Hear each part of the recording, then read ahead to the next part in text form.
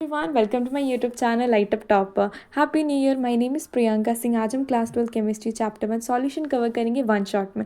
Solution क्या होता है? सॉल्यूशन होमोजेनियस मिक्सचर है दो या दो से ज़्यादा कंपोनेंट्स का। होमोजेनियस मिक्सचर यानी कि उसकी कंपोजिशन और प्रॉपर्टी यूनिफॉर्म होती है पूरे मिक्सचर में। जनरली कंपोनेंट्स दो टाइप के होते हैं, होता है सॉलिड, दूसरा होता है सॉल्वेंट। सॉलिड जो होता है लेस क्वांटिटी में प्रेजेंट होता है, सॉल्वेंट जो होता है लार्ज क्वांटिटी में प्रेजेंट होता है। सॉल्वेंट जो होता है फिजिकल स्टेट को डिटरमाइन करता है सॉल्यूशन की। सॉल्यूशन में सॉल्वेंट के अलावा जितना भी पार्ट होता है वो सॉल्यूट प्रेजेंट होता है। अब हम आते हैं कॉन्सेंट्रेशन ऑफ सॉल्यूशन या कॉन्सेंट्रेशन टर्म्स पे। तो पहली कॉन्सेंट्रेशन टर्म्स है हमारी mass percentage which is denoted with W/W percentage. Mass percentage is equal to mass of the components in the solution upon में total mass of the solution into 100। जैसे मैंने बताया कि कंपोनेंट्स हमारे जनरली दो type के होते हैं, तो एक होता है सॉलिड, दूसरा होता है सॉल्वेंट। तो हम इस फॉर्मूले को ऐसे भी लिख सकते हैं, mass of the solid slash solvent upon में total mass of the solution into 100। अगर हमें किसी क्वेश्चन में 10% glucose in water by mass given है, इसका मतलब होता है कि 100 ग्राम ऑफ सॉल्यूशन में 10 gram of glucose and 90 gram of water present है। अब हम क्वेश्चन देखते हैं। If 22 gram of benzene is dissolve in 122 gram of carbon tetrachloride, determine the mass percentage of carbon tetrachloride CCl4 and benzene C6H6। तो हमें क्या निकालना है? इसमें हमें कार्बन टेट्राक्लोराइड का मास परसेंटेज निकालना है और हमें बेंजीन का मास परसेंटेज निकालना है। और हमें क्या क्या गिवन है? हमें गिवन है मास ऑफ बेंजीन गिवन है और हमें कार्बन टेट्राक्लोराइड का भी मास गिवन है। तो हम लोग इसको में डायरेक्ट फार्मूला अप्लाई करेंगे and we will get the answer. तो पहले हम निकालेंगे मास परसेंटेज ऑफ बेंजीन और बेंजीन का। तो मास ऑफ बेंजीन अपॉन में total mass of the solution into 100 which is equals to mass of benzene upon में total mass of the solution, यानी कि हम लोग mass of benzene plus mass of carbon tetrachloride करेंगे, दोनों का sum that will give you the total mass of the solution into sum into 100। फिर हम लोग इनमें वैल्यू पुट अप करेंगे and we will get the mass percentage of benzene. Similarly हम लोग mass percentage of carbon tetrachloride निकालेंगे, इसमें direct फॉर्मूले में अप्लाई करेंगे and we will get the answer. अब हम आते हैं सेकेंड concentration term पे, that is volume percentage which is denoted by V/V%. Volume percentage is equals to volume of the components upon में total volume of the solution into 100. Volume of the, इसको हम ऐसे भी लिख सकते हैं, volume of the solute slash solvent upon में total volume of the solution into 100। हम क्वेश्चन देखते हैं। Determine the volume by volume percentage solution made by combining 25 ml of ethanol with enough water to produce 200 ml of the solution. हम लोग पहले given लिख लेंगे, हमें क्या क्या गिवन है। हमें गिवन है वॉल्यूम ऑफ सॉल्यूट जो कि 25 ml है, फिर हमें गिवन है वॉल्यूम ऑफ सॉल्यूशन 200 ml। हम इसे डायरेक्ट फॉर्मूला अप्लाई करेंगे एंड वी विल गेट, फिर उसमें हम वैल्यू पुटअप करेंगे and we will get the answer. The third concentration term पे आते हैं, that is mass by volume percentage W/V percentage which is equal to mass of the components upon में total volume of the solution into 100। इस फॉर्मूले को हम ऐसे लिख सकते हैं, mass of the solute slash solvent upon में total volume of the solution into 100। अब हम क्वेश्चन देखते हैं। अ solution contain 20 gram of salt in 500 ml of solution. तो हमें कैलकुलेट करें concentration in terms of mass by volume percentage. तो हम लोग गिवन लिख देते हैं। हमें क्या क्या गिवन है? हमें मास गिवन है सॉल्यूट का जो कि 20 ग्राम है, और हमें वॉल्यूम गिवन है सॉल्यूशन का which is equal to 500 ml। अब हम लोग फॉर्मूला लगाएंगे, सिंपली वैल्यू पुटअप करेंगे and we will get the answer. अब हम फोर्थ कॉन्सेंट्रेशन टर्म पे आते हैं, that is parts per million ppm। Parts per million जिसे हम ppm से भी डिनोट करते हैं, which is equal to number of parts of the components upon में total number of parts of the components of the solution into 10 to the power 6। Remember million, that is why it is into 10 to the power 6। इस फॉर्मूले को हम ऐसे भी लिख सकते हैं, mass of the solute in gram upon में mass of the solution in gram into 10 to the power 6। अब हम लोग क्वेश्चन देखेंगे। You are given a sample of water that contains 0.005 gram of dissolved salt in 1 liter of water. What is the concentration of the salt in the parts per million? तो ppm का हम लोग direct formula apply करेंगे, given लिखेंगे। तो हम लोगों को जो है ये 1 लीटर होता है हमारा 1000 ग्राम के बराबर होता है। हमें मास ऑफ द सॉल्ट गिवन है जो कि 0.005 ग्राम है। हम ppm का फार्मूला अप्लाई करेंगे, हमें हर चीज़ को ग्राम में कन्वर्ट करना है क्योंकि हम मास ऑफ सॉलिड भी ग्राम में लेंगे and mass of the solution भी ग्राम लेंगे। तो हम लीटर को ग्राम में कन्वर्ट करेंगे, 1 litre is equals to 1000 gram. हम हर एक चीज़ को ग्राम में कन्वर्ट करेंगे and then we will simply apply the formula and value put up करेंगे and will get the answer. अब फिफ्थ कॉन्सेंट्रेशन टर्म पे चलते, that is mole fraction which is equals to number of moles of the components upon में total number of the moles of the component. X से हम लोग mole fraction को denote करते हैं। एक्स से जो होता है हमारा नंबर ऑफ, एक्स से हमारा मोल फ्रैक्शन है ए का, तो X is equals to N A upon में N A plus N B. N A जो हमारा number of moles of A है, एन बी जो है number of moles of B है। तो X is equals to N A upon में N A plus N B. Similarly X B will be equals to N B upon में N A plus N B. अगर इन दोनों को sum करेंगे which will be equals to 1, very important याद रखना, X A plus X B is equals to 1। इसका question देख लेते हैं। If benzene in a solution contain 30% by mass in carbon tetrachloride, calculate the mole fraction of benzene. तो हम लोग assume, देखो हमें गिवन है 30% बाय मास, मैंने आपको बताया पहले भी कि अगर हमें कोई भी पर्सन बाय मास दिखा यानी कि हम उसे अज्यूम करते हैं कि वो 30 ग्राम है मास, ठीक है। तो हमें मास ऑफ बेंजीन 30 ग्राम, हम जानते हैं कि पूरा सॉल्यूशन जो होता है 100 ग्राम का होता है, तो 100 ग्राम ऑफ सॉल्यूशन में अगर हम 30 gram of mass of benzene हटा देंगे तो हमें मिल जाएगा मास ऑफ कार्बन टेट्राक्लोराइड। उसके बाद हम लोग निकालेंगे molar mass of benzene. Molar mass of benzene में हम लोग जानते हैं C6H6, molecular weight of carbon जो होता है 12 होता है, हमारे पास 6 कार्बन इसलिए इंटू 6 करेंगे, प्लस हाइड्रोजन का मॉलिकुलर मास 1 होता है, हमारे पास 6 हाइड्रोजन है, इंटू 6 करेंगे, that's how we will get the molar mass of benzene, that is 78 gram per mole. अब हम निकालेंगे moles of benzene. Moles of benzene निकालने का फॉर्मूला होता है गिवन मास अपॉन में मॉलिकुलर मास। मास हमें हमारा गिवन है बेंजीन का, दैट इज 30, एंड जो हमारा हमने मॉलिकुलर मास निकाला दैट इज 78, उसको पुटअप करेंगे and we will get the moles of benzene. Similarly हम लोग निकालेंगे मोल्स ऑफ कार्बन टेट्राक्लोराइड। उससे पहले मोल्स निकालने से पहले हम उसके एक मोलर मास निकालेंगे, मोलर मास के बाद हम लोग मोल्स मिल जाएंगे। मोल्स निकालने के बाद हम लोग डायरेक्ट फार्मूला में अप्लाई करेंगे। हमें पूछा गया था मोल्स ऑफ बेंजीन, इसलिए जो भी हमें पूछा जाता है उसको टॉप पे लिखते हैं, अपन में टोटल मोल्स ऑफ सॉल्यूशन होता है, तो हम लोग इन दोनों का सम कर देंगे, moles of benzene plus moles of carbon tetrachloride का, एंड सिंपली पुटअप करेंगे value and we will get the answer. अब सिक्स्थ कॉन्सेंट्रेशन टर्म पे चलता है, that is molarity which is denoted with capital M. Molarity is equals to moles of solute upon में volume of solution in litre. Seventh concentration term होते हैं molality which is denoted with the letter small m.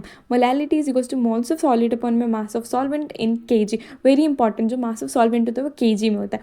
और very important, very like extreme important point ये है कि molality is independent of temperature. ये बहुत बार repeatedly पूछा गया क्वेश्चन है, तो याद रखना molality is independent of temperature. अब हम क्वेश्चन देखते हैं। If 1.202 gram per liter is the density of 20% aqueous Ki, determine the molality of Ki। तो हमें मोलैलिटी निकालना है। मोलैलिटी निकालने के लिए हम लोग पहले मोलर मास निकालेंगे Ki का, which is 39 + 127 is equals to 166 gram per mole. 20% aqueous solution of Ki, इसका मतलब होता है कि जो 20 ग्राम ऑफ Ki प्रेजेंट है 100 ग्राम ऑफ सॉल्यूशन में, तो 100 ग्राम ऑफ सॉल्यूशन अगर हम 20 ग्राम ऑफ Ki को निकाल देंगे तो हमें रिमेनिंग हमें वाटर मिल जाएगा, तो वाटर का मास आएगा 80 ग्राम। मोलैलिटी का फॉर्मूला अप्लाई करेंगे, फिर वैल्यू पुटअप करेंगे and simply will get the answer. Important note, all the concentration terms which are independent of temperature are molality, mole fraction, mass percentage, W/W percent से represent करते हैं इसे, and ppm which is parts per million. These four terms are independent of temperature. सबसे ज़्यादा पूछे जाने वाली तो मोलैलिटी है कि molality is independent of temperature, ये सबसे ज़्यादा फ्रीक्वेंटली आस्क क्वेश्चन है, बट बाकी भी चारों मैंने आपको बता दिए जो कि इंडिपेंडेंट होती है टेम्परेचर से। अब आते हैं molarity of mixture. Molarity of mixture जो होता है M is equals to M1V1 + M2V2 upon में V1 + V2। M जो होता है मोलैरिटी होता है, V हमारा वॉल्यूम होता है। डाइल्यूशन के केस में क्या होता है, M1V1 is equals to M2V2। फिर अब हम आते हैं सॉल्युबिलिटी पे। तो सॉल्युबिलिटी क्या होता है, सॉल्युबिलिटी एक सब्सटेंस का वो मैक्सिमम अमाउंट होता है जिसपे वो डिजॉल्व हो जाते हैं, एक स्पेसिफिक अमाउंट ऑफ सॉल्वेंट और स्पेसिफाइड टेम्परेचर पे वो डिजॉल्व हो जाते हैं completely, that is what a solubility is. किसी भी सब्सटेंस का वो मैक्सिमम अमाउंट जिसपे वो डिजॉल्व हो जाता है एक स्पेसिफिक अमाउंट ऑफ सॉल्वेंट और स्पेसिफाइड टेम्परेचर पर, that is solubility. Solubility depend करती है सॉल्यूट पे, सॉल्वेंट पे, एज वेल एज वो टेम्परेचर और प्रेशर पे भी डिपेंड करती है। अगर हम बात करें solubility of solid in liquid पे, तो पहले वो नेचर ऑफ सॉलिड पे डिपेंड करती है। पोलर सॉलिड डिजॉल्व होता है पोलर सॉल्वेंट में, नॉन पोलर सॉलिड डिजॉल्व होता है नॉन पोलर सॉल्वेंट में। उसी प्रकार हमारा ऑर्गेनिक सॉलिड भी डिजॉल्व होता है ऑर्गेनिक सॉल्वेंट में। सेकंड जिस पर डिपेंड करती है that is temperature. According to Le Chatelier principle, endothermic reaction में हाई टेम्परेचर होगा, एक्सोथर्मिक रिएक्शन में लो टेम्परेचर होगा। अब हम आते हैं थर्ड जिस पे वो डिपेंड करती है, that is pressure. No effect because solids are rigid and incompressible. तो इसका प्रेशर पे कोई भी असर नहीं होता क्योंकि जो होते हैं सॉलिड होते हैं रिजिड और इनकम्प्रेसिबल होते हैं। अब आते हैं solubility of gas in liquid पे। तो पहला होता है नेचर। पोलर सॉलिड डिजॉल्व होते हैं पोलर सॉल्वेंट में, इसका एग्जांपल HCl, ग्राम कन्वर्ट हो रहा है H2O वाटर यानी कि लिक्विड फॉर्म में। सेकेंड जिस पर डिपेंड करता है that is pressure. Pressure is directly proportional to solubility. Pressure बढ़ेगा सॉल्युबिलिटी भी बढ़ेगी, सॉल्युबिलिटी डिक्रीज होगी तो प्रेशर भी डिक्रीज होगा। तीसरा जिस पर डिपेंड करता है दैट इज टेम्परेचर। टेम्परेचर के इन्वर्सली प्रोपोर्शनल होती है सॉल्युबिलिटी। टेम्परेचर बढ़ेगा तो सॉल्युबिलिटी डिक्रीज होगी। अब आते हैं हम हेनरीज लॉ पे, वेरी इंपॉर्टेंट। हेनरी लॉ क्या होता है, the partial pressure of the gas in vapour phase is proportion to the mole fraction of the gas in the solution and is expressed as, जो partial pressure है वो directly proportional होता है mole fraction of the gas के solution में, तो P is directly proportional to X, ठीक है। प्रोपोर्शनैलिटी साइन हटेगा तो हमारा कांस्टेंट इंट्रोड्यूस होगा, तो यहाँ पर कांस्टेंट जो इंट्रोड्यूस होता है K H, that is Henry's constant. So P is equals to K H X. जो के एच होता है हमारा Henry constant, that is directly proportional to temperature. तो के एच बढ़ेगा तो टेम्परेचर भी बढ़ेगा. And K H is inversely proportional to solubility. Henry's constant बढ़ेगा तो सॉलिबिलिटी डिक्रीज होगी. अब आते हैं एप्लीकेशंस ऑफ हेनरीज लॉ. तो पहला एप्लीकेशन है CO2 की सॉलिबिलिटी को बढ़ाने के लिए, soft drink of soda water में CO2 सॉलिबिलिटी को बढ़ाने के लिए बॉटल को हाई प्रेशर में सील कर दिया जाता है. सेकेंड एप्लीकेशन है कि जो वाटर होता है, वाटर के अंदर सॉलिबिलिटी बढ़ती है जिसकी वजह से पार्शियल प्रेशर भी बढ़ता है, तो उसके कारण एक बेंट्स नाम की बीमारी हो जाती है जो कि बहुत पेनफुल होती है. तो इस पेनफुल इफेक्ट को कम करने के लिए डीप स्कूबा डाइवर क्या करते हैं, वो basically oxygen diluted with less soluble helium gas को एक ब्रीदिंग गैस की तरह यूज़ करते हैं. द थर्ड एप्लीकेशन इज कि जो हाई एल्टीट्यूड है उस पे ग्राउंड के लेवल के कंपैरेटिवली कम ऑक्सीजन होता है, जिसकी वजह से ब्लड में और टिश्यूज़ में ऑक्सीजन की कमी हो जाती है. तो जो हाई एल्टीट्यूड पे जो क्लाइंबर रहते हैं उनको बहुत ही ज़्यादा दिक्कत आती है सोचने में, अनेबल टू थिंक क्लियरली. इस सिम्टम को हम बोलते हैं एनॉक्सिया. तो ये सब को प्रिवेंट करने के लिए हेनरीज लॉ यूज़ किया जाता है. And the most frequently asked question, why aquatic species are more comfortable in cold water than in warm water. इसका कारण ये है कि जो सॉल्युबिलिटी होती है ऑक्सीजन की वो कम हो जाती है जैसे जैसे टेम्परेचर बढ़ता है. जैसे जैसे टेम्परेचर बढ़ेगा वैसे वैसे सॉल्युबिलिटी कम होगी. इसी वजह से कोल्ड वाटर में एक्वेटिक स्पीसीज ज़्यादा कंफर्टेबल होते हैं वार्म वाटर के कंपेरेटिवली. अब आते हैं लिमिटेशंस ऑफ हेनरी लॉ. पहला लिमिटेशन है pressure should not be too high, ज़्यादा हाई नहीं होना चाहिए pressure. The second limitation is temperature should not be too low, और टेम्परेचर बहुत ज़्यादा लो नहीं होना चाहिए, बहुत ज़्यादा कम नहीं होना चाहिए. And the third is gas should not undergo dissociation, किसी भी प्रकार का डिसोसिएशन से गैस अंडरगो नहीं करना चाहिए. अब आते हैं वेपर प्रेशर पे. वेपर प्रेशर क्या होता है? वेपर प्रेशर बेसिकली होता है जब लिक्विड और वेपर दोनों डायनेमिक इक्विलिब्रियम में, तो उस समय जो वेपर प्रोड्यूस करता है pressure over the liquid surface पे जो वेपर प्रोड्यूस करता है pressure, that is what vapour pressure is. अब हम आते हैं फैक्टर्स अफेक्टिंग वेपर प्रेशर. पहला फैक्टर जो अफेक्ट करता है वेपर प्रेशर को, दैट इज टेम्परेचर. तो जैसे जैसे टेम्परेचर बढ़ेगा वेपर प्रेशर भी इंक्रीज होगा. It is directly proportional to temperature. The second factor that affects the vapour pressure is intermolecular forces. जैसे जैसे वेपर प्रेशर बढ़ेगा इंटरमॉलिकुलर फोर्सेज डिक्रीज होगा. It is inversely proportional to intermolecular forces. And the third factor that affects the vapour pressure is boiling point. Boiling point के inversely proportional होता है, vapour pressure increase होगा तो boiling point decrease होगा. And the fourth factor that affects the vapour pressure is non volatile solute. जैसे जैसे vapour pressure decrease होगा non volatile solute increase होगा. It is inversely proportional to non volatile solute. And very important point, जो shape और size होता है उससे affect ही नहीं पड़ता वेपर प्रेशर को. इट इज अ मैटर कि कौन से शेप का है कौन से साइज का है, वेपर प्रेशर को इस चीज़ से कोई भी फर्क नहीं पड़ता. अब आते हैं राउल्ट्स लॉ पे. राउल्ट्स लॉ क्या होता है? बेसिकली कोई भी सॉल्यूशन अगर वॉलेटाइल सॉल्यूशन के लिए जो भी पार्शियल प्रेशर हो, तो हर एक कंपोनेंट का वो डायरेक्टली प्रोपोर्शनल होता है उसके मोल फ्रैक्शन के सॉल्यूशन के. तो P A is directly proportional to X. Proportionality का साइन हटेगा, हमारा कांस्टेंट इंट्रोड्यूस होगा, that is P naught A. P naught A is pure pressure of pure solvent. P A is equal to P naught A X A. अब इसी प्रकार हमारा P B होगा, P B is direct proportional to X B. P B is equal to P not B X B. P not be हमारा होगा pressure of pure solvent B. And P B जो हो गया वो vapour pressure of B हो गया. P S जो होता है, P S is equal to P A plus P B. हम लोग दोनों को एडअप कर देंगे. P S is equal to P not X A plus P not B X B. अब हम क्वेश्चन देखते हैं. The vapour pressure of pure solvent, the vapour pressure of pure liquids A and B are 450 and 700 mHg respectively at 350 Kelvin. Find out the composition of the liquid mixture if the total vapour pressure is 600 mmHg. Also find the composition of the vapour pressure. तो पहले हम लोग given लिख देंगे, जो given है उसको लिख दिया जाएगा. पी नॉट ए गिवन है वो लिख दो, पी नॉट बी गिवन है वो लिख दिया, पी टोटल है वो भी लिख दिया. अब अकॉर्डिंग टू राउल्ट्स लॉ मैं ये आपको समझा देती हूँ. पी अभी हमने देखा पी नॉट ए एक्स के बराबर होता है, पी बी जो होता है P not B X B के बराबर. और मैंने मोल फ्रैक्शन में आपको बताया था x A plus X B जो होता है 1 के बराबर होता है. एंड आई टोल्ड यू कि वो बहुत यूज़ होता है. So this is one of the example जहाँ पर वो यूज़ हुआ है. एंड तो एक्स ए इज इक्वल, इसलिए हम लोग एक्स बी को लिख सकते हैं 1 माइनस एक्स ए. हम पी टोटल प्रेशर की बात करें तो P total is equal to P A plus P B which is equal to P naught A X A plus P not B 1 minus X A. तो अब हम bracket खोलेंगे तो P not B minus P not B X A आ जाएगा. आगे बढ़ेंगे हम लोग क्या करेंगे, एक्स ए को कॉमन निकालेंगे तो P naught A minus P not B into X A plus P not B. अब हम लोग वैल्यूज पुटअप करेंगे and we will get the X A की वैल्यू. हम एक्स ए की वैल्यू निकली. अब एक्स ए से हम लोग एक्स बी की वैल्यू निकालेंगे. एक्स ए से हम लोग ने एक्स बी की वैल्यू निकाली. एक्स बी की वैल्यू निकालने के बाद हम लोग पी ए की वैल्यू निकालेंगे. P A is equal to P not X A में हम लोग पी नॉट ए की वैल्यू रखेंगे, एक्स ए की वैल्यू रखेंगे and will find the value of P A. फिर सिमिलरली हम लोग पी बी की वैल्यू निकालेंगे, उसके बाद हम निकालेंगे mole fraction of liquid A in the vapour phase, that is P upon P A plus P B. और फिर ये निकालने के सिंपली वैल्यू पुटअप करेंगे and we will get the answer. आगे बढ़ते हैं हम लोग ideal and non ideal solution पे। आइडियल सॉल्यूशन क्या होता है? आइडियल सॉल्यूशन वो होता है जो रॉल्स लॉ को ओबे करता है, वो एंटायर रेंज ऑफ कॉन्सेंट्रेशन, पूरी कॉन्सेंट्रेशन के रेंज पे वो आइडियल सॉल्यूशन को ओबे करता है। इसके एग्जांपल हो गए हमारे benzene plus toluene, n hexane plus n heptane, ethyl bromide plus ethyl chloride and chlorobenzene plus bromobenzene. इसके अलावा हमारा आता है non ideal solution. Non ideal solution वो होता है जो रॉल्स लॉ को ओबे ही नहीं करता, कोई सी भी रेंज ऑफ कॉन्सेंट्रेशन पे वो ओबे ही नहीं करता रॉल्स लॉ को। नॉन आइडियल सॉल्यूशन दो टाइप के होते हैं, तो पॉजिटिव डेविएशन, दूसरा होता है नेगेटिव डेविएशन। पॉजिटिव डेविएशन में जो होती है मॉलिक्यूल्स की एस्केपिंग टेंडेंसी ज़्यादा होती है, जितनी एक्सपेक्ट की थी उससे ज़्यादा उसकी एस्केपिंग टेंडेंसी होती है। नेगेटिव डेविएशन में ऑन दी अदर हैंड जितना एक्सपेक्ट किया होता है उससे कम होती है मॉलिक्यूल की escaping tendency.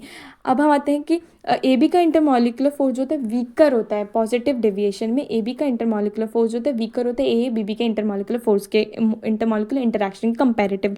On the other hand negative deviation में क्या होता है कि जो ए बी का इंटरमॉलिकुलर फोर्स होता है वो स्ट्रॉन्गर होता है ए और बी बी के इंटरमॉलिकुलर इंटरेक्शन के कंपैरेटिव। अब हम एग्जाम्पल्स की बात कर लेते हैं। पॉजिटिव डेविएशन की एग्जाम्पल हो गया carbon tetrachloride plus benzene, carbon tetrachloride plus chloroform, acetone plus benzene, acetone plus carbon disulphide, methyl alcohol plus water.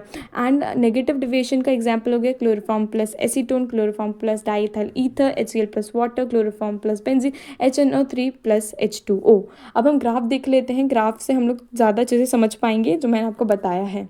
Positive deviation की ग्राफ में आप देख सकते हो कि जो डॉटेड लाइन है वो हमने एक्सपेक्ट किया था मॉलिक्यूल की एस्केपिंग टेंडेंसी है, बट जो एक्चुअली में vapour pressure of the solution जो निकल के जो एस्केपिंग टेंडेंसी निकल के वो ज़्यादा है जो ओरिजिनल से बनाया है। That is what positive deviation graph shows.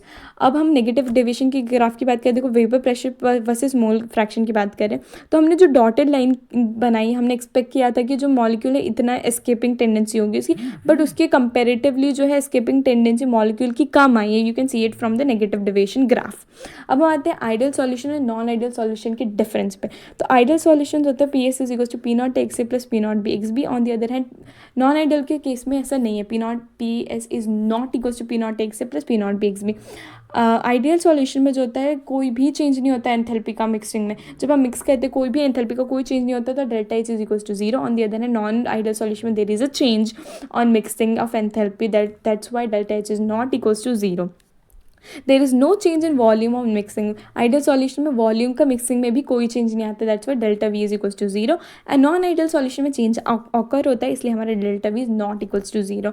अगर हम बात करें आइडियल सॉल्यूशन की तो आइडियल सॉल्यूशन ओबे करता है रॉल्स लॉ को, and on the other hand non ideal solution do not obey Raoult's law. Ideal solution में जो होता है interaction between unlike molecules are of same order रहता है जब मॉलिक्यूल्स का इंटरैक्शन होता है।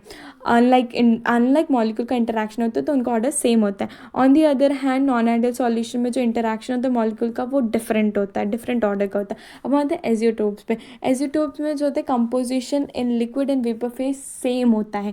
ये कांस्टेंट बॉयल करता है, it boils at constant temperature, इसलिए इसे हम कांस्टेंट बॉइलिंग मिक्सचर भी कहते हैं। इसे हम सिंपली सेपरेट नहीं कर सकते फ्रैक्शनल डिस्टिलेशन से, हम नहीं कर सकते इसे सिंपली फ्रैक्शनल डिस्टिलेशन से सेपरेट करना, इट्स नॉट पॉसिबल। इसके एग्जांपल होते हैं हमारे ethanol plus water and nitric acid plus water. Azeotropes जो होते हैं दो टाइप के होते हैं, एक होता है मैक्सिमम बॉइलिंग एजियोटोप्स एंड दूसरा होता है मिनिमम बॉइलिंग एजियोटोप्स। मैक्सिमम बॉइलिंग एजियोटोप्स में जो होती है लार्ज पॉजिटिव डेविएशन होता है, मिनिमम बॉइलिंग एजियोटोप्स में लार्ज नेगेटिव डेविएशन होता है। मैक्सिमम बॉइलिंग एजियोटोप्स में जो होता है AB का interaction is weaker then A and BB का interaction. On the other hand जो मिनिमम बॉइलिंग एजियोटोप्स है उसमें AB का इंटरैक्शन स्ट्रॉन्गर होता है A एंड BB के इंटरैक्शन से। वहाँ आते कॉलिगेटिव प्रॉपर्टीज़ पे। कॉलिगेटिव प्रॉपर्टीज़ क्या होती है? कॉलिगेटिव प्रॉपर्टीज़ वो प्रॉपर्टी जो सिर्फ और सिर्फ नंबर ऑफ सॉल्यूट पार्टिकल पे डिपेंड करती है। उसे फ़र्क नहीं पड़ता कि कौन सा नेचर है, या उसे ये भी नहीं फ़र्क पड़ता कि कितने नंबर ऑफ पार्टिकल्स प्रेजेंट है सॉल्यूशन। वो सिर्फ डिपेंड करता है सॉल्यूट पार्टिकल पे, नंबर ऑफ सॉल्यूट पार्टिकल पे। कॉलिगेटिव प्रॉपर्टी सिर्फ और सिर्फ नंबर ऑफ सॉलिड पार्टिकल पे डिपेंड करती है, उससे फ़र्क नहीं पता कि किस टाइप का नेचर है। And this property is called as colligative property. Colligative properties जो होती है 4 टाइप की होती है. Relative lowering in vapour pressure, दूसरा होता है elevation in boiling point, the third one is depression in freezing point and fourth one is osmotic pressure. एक एक करके हम देखेंगे. Relative lowering in vapour pressure, when जब नॉन वॉलेटाइल सॉल्यूट को ऐड करते हैं प्योर या वॉलेटाइल सॉल्वेंट में, तो क्या होता है, वेपर प्रेशर डिक्रीज हो जाता है. तो जब वो वेपर प्रेशर डिक्रीज हो जाता है तो उसे हम बोलते हैं relative lowering in vapour pressure. इसका फॉर्मूला देख लेते हैं. P naught A minus P T upon में P naught A is equals to X B. अगर हमारा बहुत बहुत डाइल्यूट केस है तो उसमें हमारा जो एन बी की वैल्यू बहुत बहुत बहुत ज़्यादा कम हो जाएगी एन ए के कंपैरेटिवली. तो हमारा फॉर्मूला होगा P naught A minus P T upon में P naught A is equals to N B upon में N A. P naught A minus P T upon में पी नॉट ए. अब हम लोग क्या करेंगे, एन बी और एन ए की वैल्यू पुट करेंगे. एन बी यानी कि मोल्स हो गए, तो वो होता है हमारा गिवन मास अपॉन में मॉलिक्यूलर वेट. तो पहले हमारा एन बी है तो पहले हम लिखेंगे मास ऑफ बी अपॉन में molecular mass of B, and the second downward हमारा एन है तो नीचे आएगा हमारा मास ऑफ ए, ऊपर आएगा हमारा मॉलिकुलर मास ऑफ ए. तो पी नॉट ए हमारा होता है pressure of pure solvent A. P T is equals to total pressure of the solution. अब हम क्वेश्चन देखते हैं. Find the vapour pressure of water and its relative lowering in the solution which is 50 gram urea. 50 gram urea, हमारा urea का formula होता है NH2CO NH2 dissolved in 850 gram of water. Vapor pressure of pure water at 298 Kelvin is 223.8 mmHg. हम पहले given लिख लेंगे, जो जो गिवन है हमने लिख लेना है. फिर उसके बाद हम लोग फार्मूला अप्लाई करेंगे. सिंपली इसमें डायरेक्ट फार्मूला अप्लाई होते, कुछ नहीं होना. डायरेक्ट फार्मूला अप्लाई को वैल्यूज पुट करो and you will get the answer. अब आते हैं एलिवेशन एंड बॉइलिंग पॉइंट पे. एलिवेशन, जब नॉन वॉलेटाइल सॉल्यूट को हम ऐड करते हैं प्योर सॉल्वेंट के साथ, तो जो होता है उसका वेपर प्रेशर डिक्रीज हो जाता है, जिसकी वजह से वो बॉइलिंग पॉइंट इंक्रीज हो जाता है. एज वेपर प्रेशर डिक्रीज होता है और बॉइलिंग पॉइंट इंक्रीज होता है. तो इसे हम बोलते हैं एलिवेशन इन बॉइलिंग पॉइंट. जब नॉन वॉलेटाइल सॉल्यूट को हम प्योर सॉल्वेंट से ऐड करेंगे तो वेपर प्रेशर डिक्रीज होगा और बॉइलिंग पॉइंट इंक्रीज होगा. तो this is called as elevation in boiling point. Delta TB is directly proportional to m, small m. This is molality. delta TB जो होता है मोलालिटी की डायरेक्टली प्रोपोर्शनल होता है. अब देखो, हम ये चीज़ बता देती हूँ कि क्यों हम लोग प्योर फॉर्म से सब्ट्रैक्ट कर रहे हैं जो चीज़ बाद में आई है उससे. तो T B minus T naught B. तो देखो, जो हमारी जब हम लोग ऐड करते हैं तो जो मॉलिक्यूल का जो है इंक्रीज हो जाती है. तो vapour pressure increases and boiling point, तो बॉइलिंग पॉइंट इंक्रीज हो जाता है, इसलिए हम बड़े को छोटे से माइनस करते हैं. तो जो ओरिजिनल जो प्योर फॉर्म होता है वो कम रहता है, और जब वो बढ़ जाता है तो इसकी वजह से जो उसका नॉन प्योर फॉर्म होता है वो ज़्यादा हो जाता है. इसलिए हम T B minus T naught B करते हैं, which is equal to K B भाई याद रखना, ebullioscopic constant, which is very very much. TB minus T naught B is equals to KB into weight of B into 1000 divided by molecular weight of B into weight of A in gram. Question देखते हैं. How much of sucrose is to be added to 500 gram of water such that it boils 100 degrees Celsius if the molar elevation constant for water is 0.52 Kelvin kg per mole and the boiling point of water at 750 mm of Hg is 99.63 degrees Celsius. तो delta T B is equals to T B minus T naught B. तो हमें इससे delta T B की value मिल जाएगी. W ए हमें given है question में, मोलर मास ऑफ सुक्रोज हम लोग निकाल लेंगे, एंड के बी अगेन हमें क्वेश्चन में गिवन है. फॉर्मूला अप्लाई करेंगे, वैल्यूज पुट करेंगे and we will get the answer. अब हमारे डिप्रेशन एंड फ्रीजिंग पॉइंट. जब हम नॉन वॉलेटाइल सॉल्यूट को ऐड करते हैं प्योर सॉल्वेंट से तो वेपर प्रेशर डिक्रीज होता है और फ्रीजिंग पॉइंट भी डिक्रीज होता है. तो जो फ्रीजिंग पॉइंट डिक्रीज होता है इसे कहते हैं depression in freezing point. Delta T F is equals to T naught F minus T F. Delta T F is equals to K F m. तो जो के एफ होता है वो क्रायोस्कोपिक कांस्टेंट होता है, very important. K F is equals to cryoscopic constant. Delta T F is equals to K F into weight of B into 1000 divided by molecular weight of B into weight of A in gram. फिर हम question देखते हैं. To lower the melting point of 75 gram of acetic acid by 1.5 degrees Celsius, how much mass of ascorbic acid is needed to be dissolved in the solution where Kt is equals to 3.9 Kelvin kg per mole. तो हम लोग को given लिख लेंगे. Mass of acetic acid हमें given है वो लिख लेंगे, molar mass of ascorbic acid लिख लेंगे. उसके बाद delta T F formula apply करेंगे, वैल्यू डालेंगे and we will get the answer. Very simple. अब आते हैं ऑस्मोसिस पे. ऑस्मोसिस में self flow of solvent particle through semi permeable membrane. Semi permeable membrane का सेल्फ फ्लो, सॉल्वेंट का खुद से ही फ्लो होना सेमी परमेबल मेम्ब्रेन से, वो लो कॉन्सेंट्रेशन से हाई कॉन्सेंट्रेशन की तरफ मूव करता है, that is osmosis. Semi permeable membrane क्या करती है, वो कुछ ही स्पेसिफिक टाइप के पार्टिकल को अलाउ करती है उसके थ्रू मूवमेंट, और स्पेसिफिक टाइप के पार्टिकल होते हैं हमारे सॉल्वेंट। ऑस्मोटिक प्रेशर पे आते हैं which is denoted with the letter pi. The minimum natural pressure applied on a solution to prevent osmosis is called as osmotic pressure. कितना कम नेचुरल प्रेशर जो अप्लाई कर सकते हैं आप सॉल्यूशन पे ऑस्मोसिस को अपोज करने के लिए, ऑस्मोसिस ना होने देना, हमें नहीं होने देना ऑस्मोसिस, उसको प्रिवेंट करने के लिए हम कितना minimum amount of natural pressure लगा सकते हैं, that is called as osmotic pressure. Osmotic pressure एक हाइड्रोस्टैटिक प्रेशर होता है। Pi is directly proportional to C T. Pi proportionality sign हटाएंगे, कांस्टेंट इंट्रोड्यूस करेंगे तो कांस्टेंट इज आर, तो pi is equals to R C T. R जो होता है हमारा गैस कांस्टेंट होता है जिसकी वैल्यू होती है 0.0821 ATM। Pi is equals to N R T. Question देखेंगे, if a solution is prepared by dissolving 1 gram of polymers of molar mass 1,85,000 in 450 ml of water at 37 degree Celsius, calculate the osmotic pressure in pascal exerted by it. तो हम लोग given लिख लेंगे, volume of water हमें जितना given है 450 ml given है, उसको लीटर में कन्वर्ट करेंगे यानी कि डिवाइड बाय 1000 करेंगे, विल गेट 0.45 लीटर। टेम्परेचर हम लोग कैल्विन में लेंगे, जो कि कैल्विन में कन्वर्ट कर देंगे, उसके लिए हम लोग ऐड कर देंगे 273 से, it will be converted into kelvin. ठीक है, number of moles of polymers हमारे होते हैं n इज इक्वल टू 1